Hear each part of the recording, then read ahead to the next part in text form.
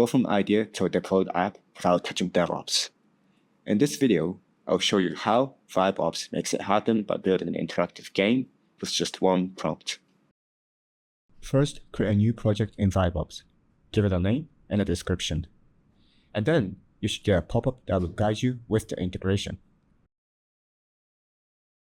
Make sure you have UV installed. And now copy the MCP server configuration. We'll use it later in the process. After that's done, head over to your favorite agentic IDE.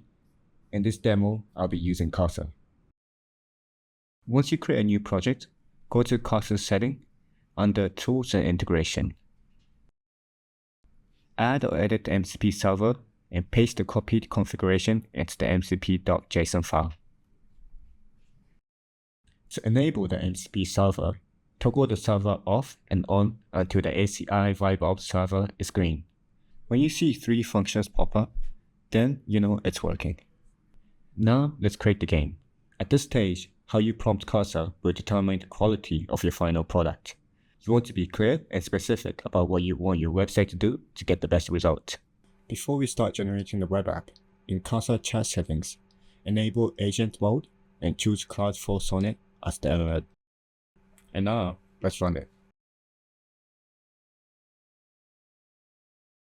As you can see, Cursor is running the ACI function tools. It's getting the project state to check the status, searching for the right functions for the task, and then executing them. And here's the result. To see the hosted website, go to the ACI.VibeOps platform.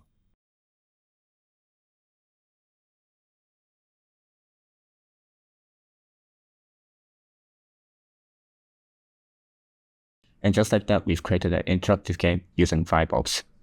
Idea to code to deployment, all within your agentic IDE.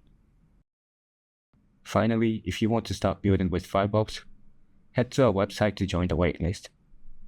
Thanks for watching.